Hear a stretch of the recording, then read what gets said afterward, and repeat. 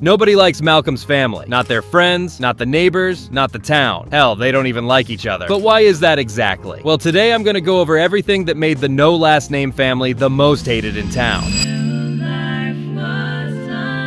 The show tells you everything you need to know about the neighborhood's opinion of this family right there in the very first episode, before the family have done anything to earn it. Before Reese has terrorized a single neighbor, or Hal has accidentally destroyed any community property, there are already for sale signs on the properties right next to the house. People were actively trying to leave that block before the family had even finished settling in. Then there is a neighborhood kid named Richard who walks up to Malcolm on the way to school in the pilot and casually tells him that his parents are saying Francis is in jail. Malcolm has to correct him, explaining that Francis is at Marlin Academy, a military school in Alabama. So, in the very first episode, the neighborhood is already spreading rumors about the family's oldest son being a convicted criminal. Neighbors are listing their houses for sale, and the community has formed strong opinions about people they barely know. The contempt the neighborhood has for the family feels like it grows from how awful the boys behave over the years, and that part is accurate. But the pilot makes it clear the hatred was already in motion from the moment they arrived. Something about this family on that street triggered a response that the show spends 7 seasons building out, and the deeper you look at it, the more wilder it gets. So let's get into it.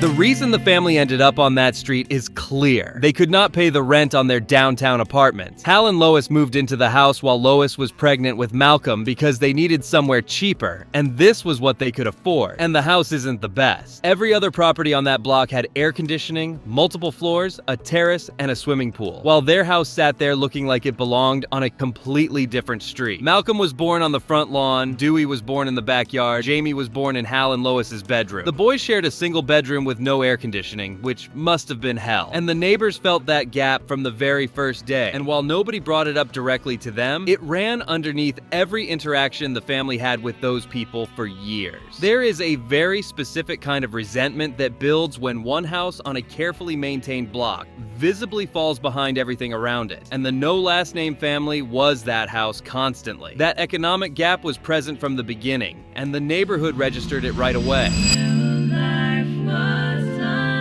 The key episode must be Halloween, because in that episode, Malcolm, Reese, and Dewey went on a neighborhood death tour, which is basically just a local guy that drives kids around in a hearse to the sites of local murders and suicides.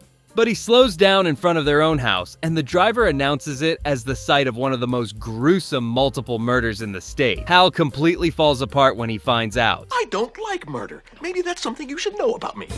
Yeah, right. So yeah, no wonder no one wanted to buy the house. Whatever the actual truth of that address was, the reputation had been attached to the family the entire time, and the neighbors almost certainly knew it long before Malcolm and his brothers ever found out on a Halloween tour. I mean, you know how people are, and living in a house that allegedly had such history probably made the neighbors give them a side eye every time they saw them coming out of that house. And apparently the only person that knew about this was Lois, and she kept it a secret for 7 seasons. She knew that Hal would spiral, so she didn't say anything. Well, it's always something with you. You passed on that one house because you thought the doorbell sounded gay. However, all of this is just a part of the equation, because the following episodes reveal the picture much more clearly.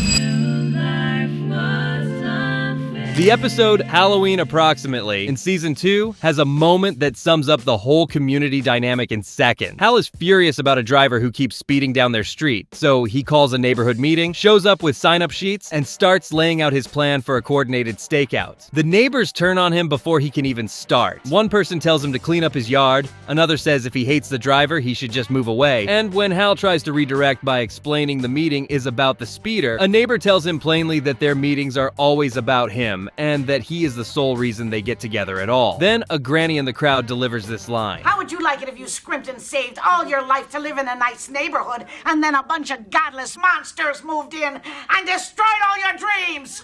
Everyone cheers immediately, which means the opinion was universal. She adds that his sons belong in jail. This is season 2, which means the family has barely gotten started on the show, and the neighborhood already has an organized pattern of meetings specifically about this one family. Already has members willing to stand up and say these things out loud in front of a crowd, and has clearly been building this contempt for a long time before this episode even takes place. But let's talk about what the boys actually did to the neighborhood.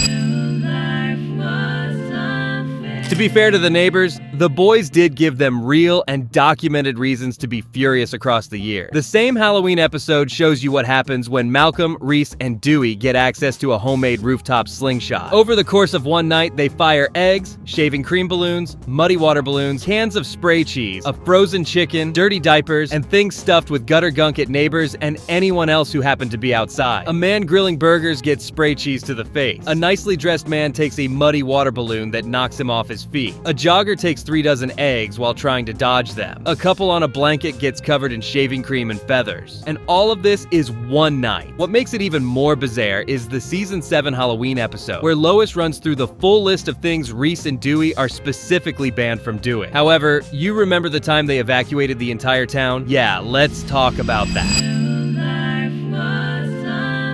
Everything the boys did to that neighborhood across the years adds up, but nothing comes close to the evacuation episode in season 2. Hal and Dewey are hauling their old couch to the dump, but Hal has not tied it down properly, and the couch falls off somewhere along the route and lands directly on the railroad tracks. A train carrying toxic chemicals hits it, derails, and the resulting spill forces the evacuation of the entire town. Everyone ends up in the school gymnasium, including all the neighbors who had already been putting up with this family for years. The military officer handling the situation tells Hal directly that if he were not in uniform, he would take a swing at him personally, both for causing the derailment and for what his sons proceeded to do inside the shelter. What his sons did inside was Reese running a black market and getting 2 diabetics to bid against each other for insulin, while Dewey told every stranger in the building that he was an orphan whose parents had been killed by the toxic gas cloud, collecting candy, a Game Boy, and cash from anyone who felt sorry for him. Hal, with no idea it was his own kid running the scheme, simultaneously started a separate donation drive for the same orphan and managed to guilt trip the evacuated neighbors into contributing over $500 for Dewey before someone finally made the connection. It's one of the funniest episodes for sure, but damn, imagine doing all of that. But isn't it weird that none of the people knew who Dewey actually was?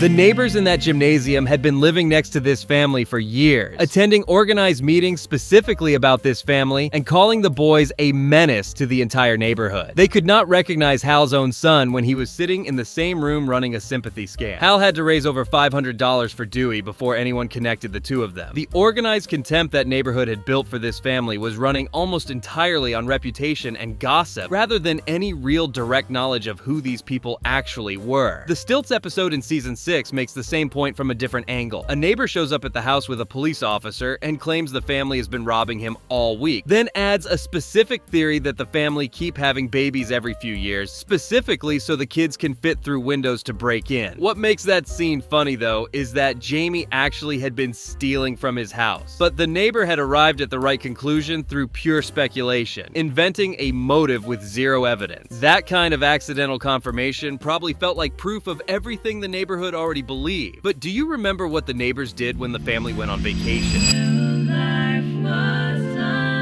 Block Party in season 5 is probably the most honest the show ever gets about what the family actually meant to that neighborhood. Every year the family goes on their annual vacation, the neighbors throw a full party to celebrate them being gone, and the episode is specifically called the 5th Annual Block Party, meaning this had been going on for 5 consecutive years. They barricade the street, bring out food, and turn the whole block into a festival. The family comes home early one year after a leech infestation ruins their lake trip and walks straight into all of it. Hal and Lois's reaction catches you completely off guard because instead of being hurt, they explain to Malcolm that this is simply their function on that block. They act as a lightning rod for everyone's accumulated frustration, and without a shared target, those people would inevitably turn on each other instead. And once Hal and Lois join the party and start actually talking to people, the shared resentment holding the neighborhood together starts dissolving in real time. And within minutes, the neighbors are fighting with each other over completely petty things and leaving. Did the family deserve the hate, or was it unjustified? Let me know your opinion in the comments down below, and I'll catch you guys in the next one.